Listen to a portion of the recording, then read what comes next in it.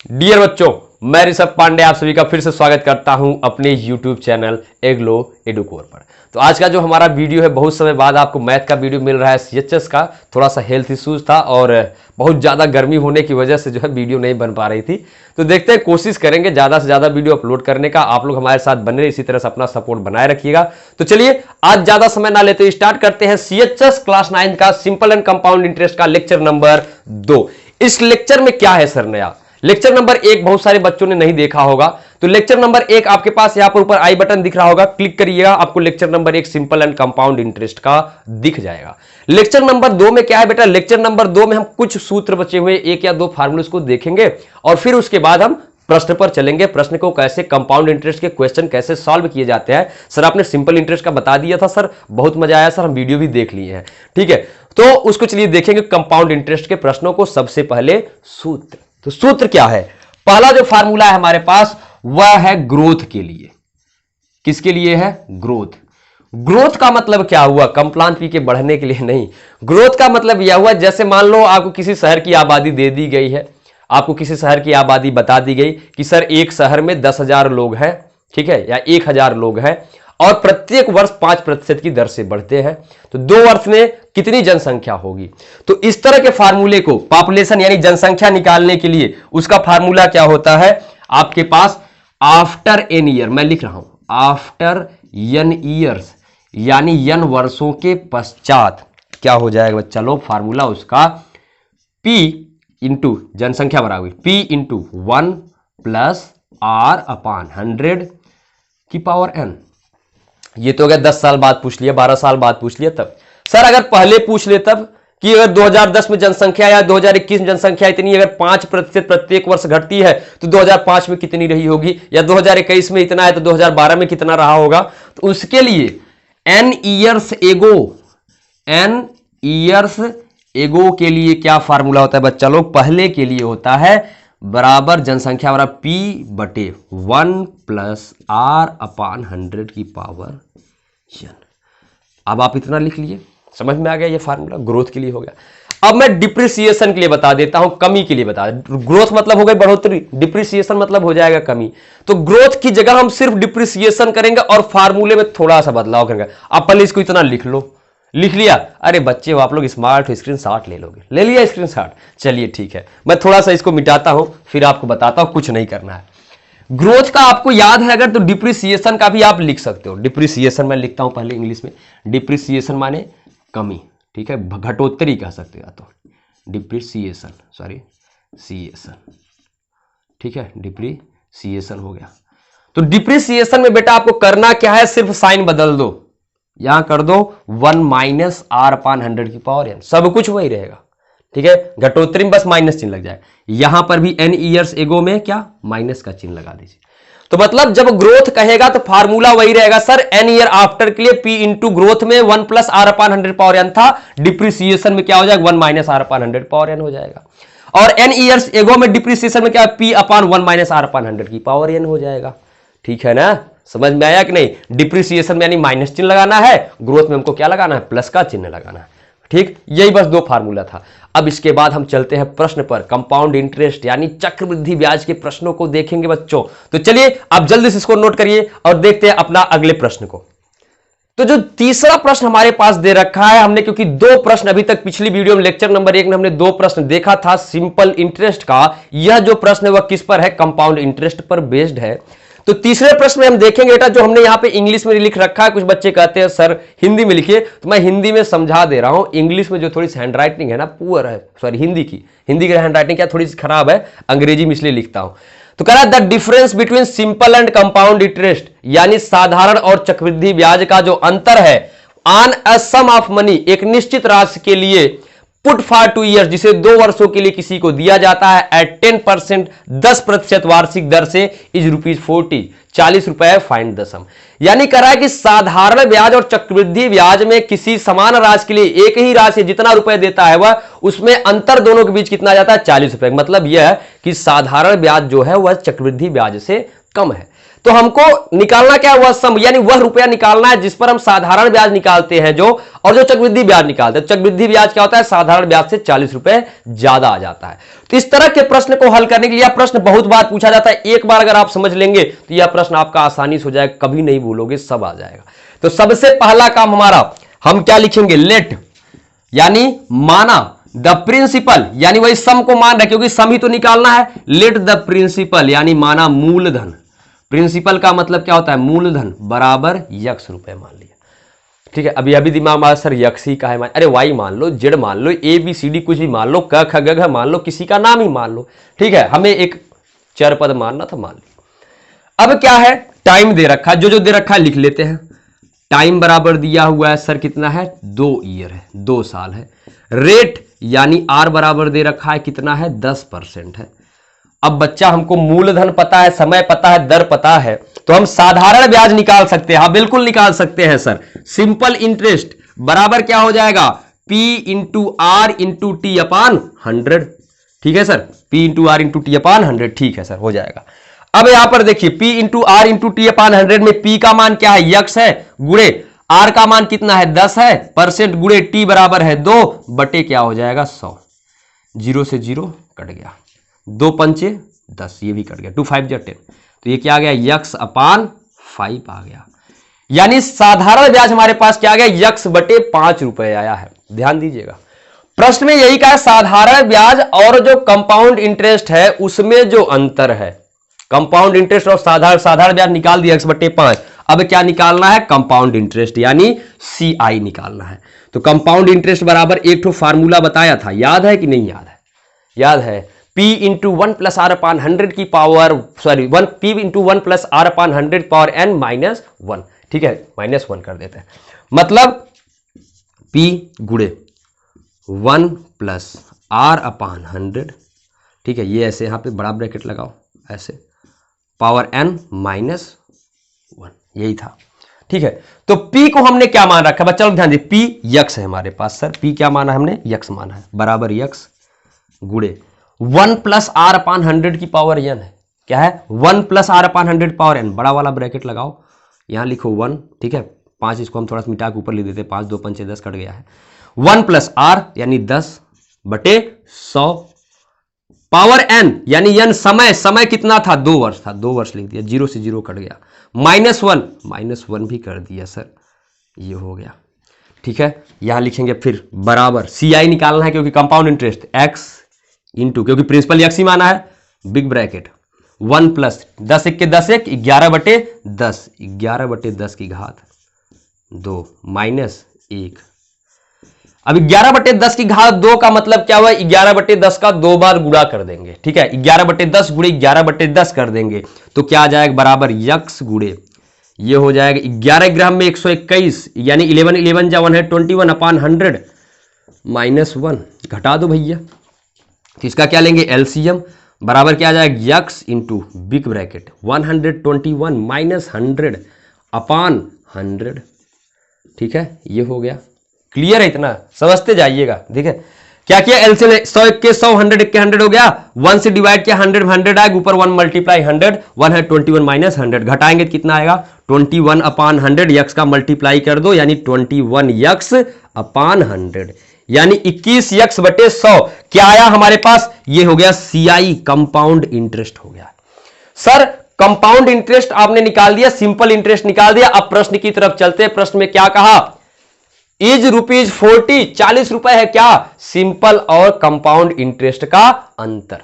लेकिन compound interest क्या होगा, मैंने आपको पहले ही बताया, कंपाउंड इंटरेस्ट चक्रवृद्धि ब्याज हमेशा ज्यादा होता है, सिंपल इंटरेस्ट होता है कम। तो सिंपल इंटरेस्ट कम क्यों होता है, क्योंकि यह सिर्फ साधारण ब्याज लेता है, 1 साल पे लेगा, फिर 2 साल बाद लेगा। चक्रवृद्धि ब्याज में क्या बताया था, लेक्चर नंबर 1 पूरा देख लो बच्चों, मैं बता रहा हूं फिर से।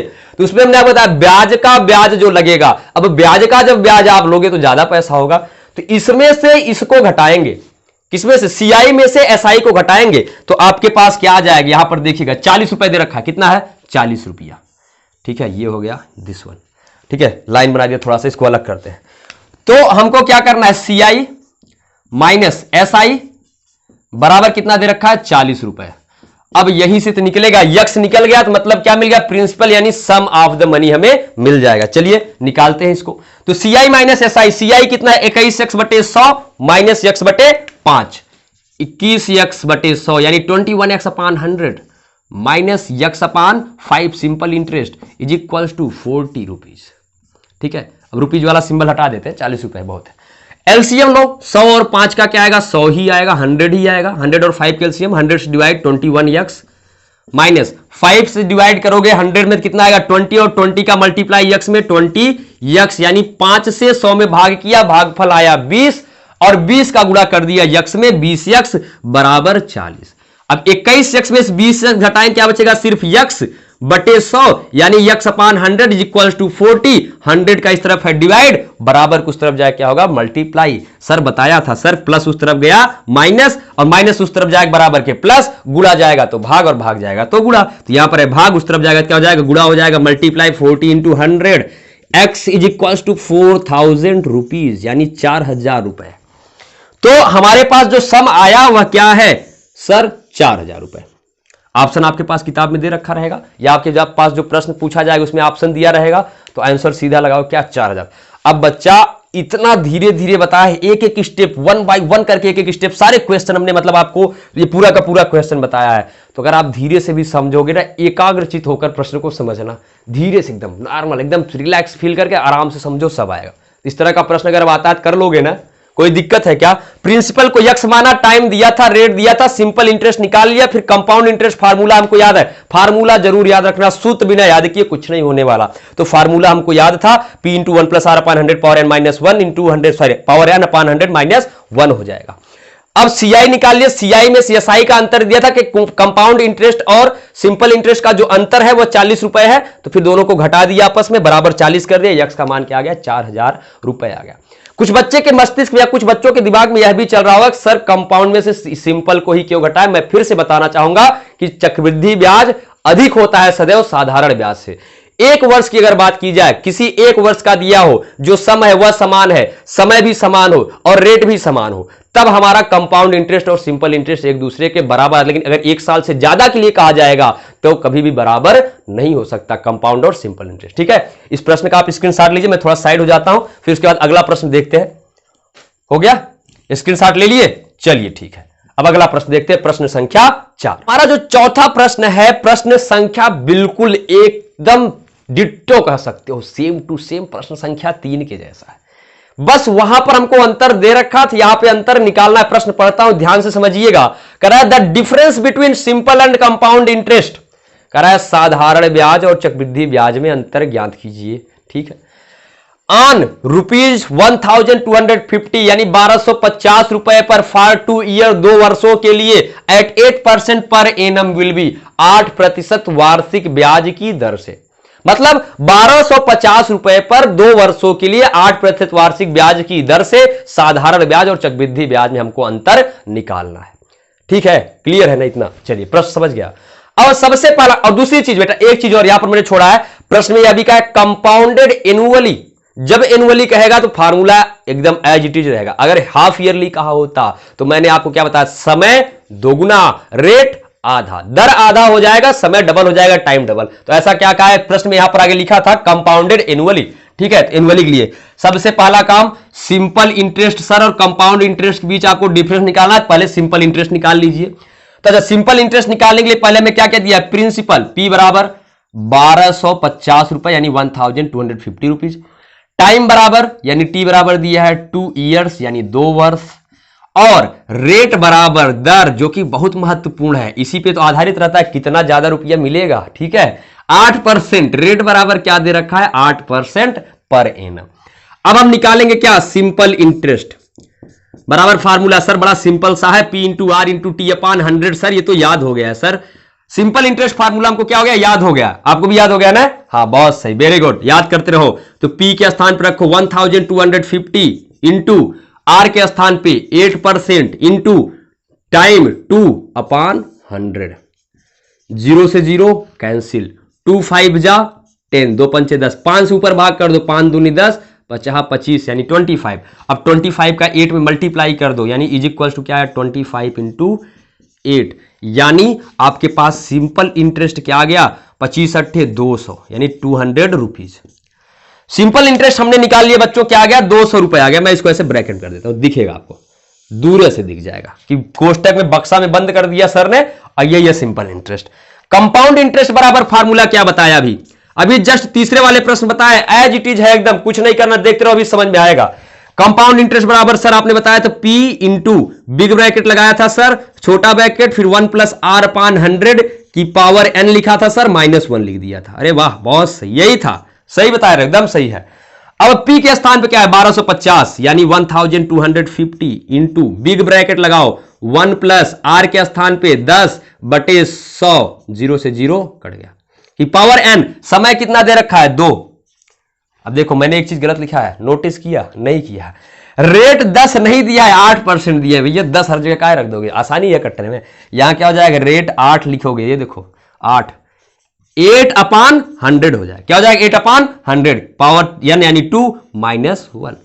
ठीक है, अब देखो 4 से काट दो, 4 दूनी 8, 4 25 में 100 यानी 4 2 जा 8, 4 25 जा 100 हो गया। ठीक है, तो CI बराबर आपके पास यहां से क्या आ जाएगा, लिखते चलते हैं 1250 इंटू बिग ब्रैकेट लगाओ, बिग ब्रैकेट में क्या लिखोगे 1 प्लस, क्या हो जाएगा 1 प्लस आपके पास कितना हो जाएगा 2/25, क्योंकि हमने भाग कर दिया ना, 2 से ऊपर नीचे डिवाइड कर, 4 2 जा 8, 4 25 100 हो जाएगा ना, 4 2 जा 8 प्लस 4 5 जा 20 पावर 2, ये बिग ब्रैकेट नहीं है, स्मॉल ब्रैकेट लगाएंगे, पावर 2 -1 बिग ब्रैकेट क्लोज। ठीक है, अब फिर आगे चलते हैं, इज इक्वल्स टू 1250। इन दोनों को जब आप जोड़ोगे 25 1 जा 25 प्लस 2 27/25 हो जाएगा, तो 1250 इंटू क्या हो जाएगा 27/25 का होल स्क्वायर -1। ठीक है, सिंपल है, बात समझ में आ रहा है कि नहीं, दिख रहा है कि नहीं दिख रहा है, यहां तक आपको नीचे जा रहे हैं थोड़ा सा। ठीक है, चलिए देखते रहिएगा, 1250 इंटू आपके पास क्या हो जाएगा बिग ब्रैकेट 27 का 2 बार गुणा कर दीजिए आप, 27 का आपस में 2 बार मल्टीप्लाई कर, 27 का जब आप मल्टीप्लाई कर देंगे तो आपके पास क्या आ जाएगा 27 7 जा लगभग आपके पास आ जाएगा 2 2 जा 4 589 आएगा नियर अबाउट 27 हम में। ठीक है, 27 इंटू 27 मल्टीप्लाई कर लीजिए, कंफ्यूजन ना रहे, ताकि 7 7 जा 49, 7 2 जा 14 प्लस 4 189 हो गया, 18 हो गया, 2 7 जा 14 एंड 2 2 जा 4 1 5, तो हो जाएगा 9 8 4 12 5.6 729 आ गया, क्या आ जाएगा आपके पास 729। तो 729 अपान 25 इंटू 25 कर दोगे 625 -1, अब फिर सब्सट्रैक्ट हो जाएगा -1/1, तो this one is equal to 1250 into bracket में 729 -625 हो जाएगा अपान 625। ठीक है, अभी देखो बहुत बड़ा कैलकुलेशन जा रहा है, अब हम यहां आ जाते हैं। ठीक है, 1250 इंटू 729 अपान 625 हो जाएगा। ठीक, अच्छा यहां पर समझिए, चलिए ठीक है, ये हो गया आपके पास, इधर आते हैं। अब 729 में से 625 घटाइए तो CI बराबर, अभी सिर्फ CI ही निकाल रहे हैं, 1250 लिखेंगे इंटू ब्रैकेट में सब्सट्रैक्ट करिए, आपके पास क्या आ जाएगा 9 - 5 4 और उसके बाद 2 - 2 0 7 - 6 1 अपान 625। ठीक है, अब ये ऊपर नीचे देखिए कैंसिल आउट होगा, क्या किसी से 625 2 जा 1250 हो जाएगा सीधा सीधा। तो 2 का मल्टीप्लाई किस में हो जाएगा 104 में, 2 इंटू 104 यानी आपके पास क्या आ जाएगा 208 रुपीज। ये जो 208 रुपीज आया है यह क्या है, CI है, कंपाउंड इंटरेस्ट हम निकाल रहे थे, कंपाउंड इंटरेस्ट मिल गया हमारे पास, कितना आ गया यहां पे कहीं तो लिख देते हैं, मतलब CI बराबर 208 रुपए। इसको भी बॉक्स में कर देते हैं, सर जी सिंपल इंटरेस्ट को बंद किया, इसको भी बंद कर दीजिए। अब हमको क्या निकालना था, प्रश्न पे देखिए, the difference between simple and compound interest, यानी साधारण ब्याज और चक्रवृद्धि ब्याज में अंतर। गर्मी बहुत ज्यादा है। ठीक है, तो चलिए क्या निकाल लेते हैं, compound interest minus simple interest. यहां पर भी देखो ज्यादा में से कम को घटाएंगे, सिंपल इंटरेस्ट कितना था 200 रुपए, कंपाउंड इंटरेस्ट 208 रुपए, अंतर क्या हो जाएगा CI माइनस SI 208 माइनस 200 बराबर 8 रुपए, यानी कंपाउंड इंटरेस्ट और सिंपल इंटरेस्ट के बीच में अंतर कितना आ गया 8 रुपए का अंतर आएगा। तो यह इस वीडियो में हमने 2 प्रश्नों को देखा, कंपाउंड इंटरेस्ट का और 2 फार्मूले ग्रोथ और डिप्रिसिएशन का देखा। तो पहले आप इसका स्क्रीनशॉट लीजिए, तुरंत लीजिए, जल्दी से, हो गया, चलिए वेरी गुड। अब इसके बाद जो अगली वीडियो है वह अगले आपको मतलब जल्दी अपलोड की जाएगी। तब तक हमारी वीडियो को इसको देखते रहिए, ज्यादा से ज्यादा लाइक करिए, शेयर करिए और वीडियो पर कमेंट करना बिल्कुल भी मत भूलिएगा। बहुत बहुत धन्यवाद।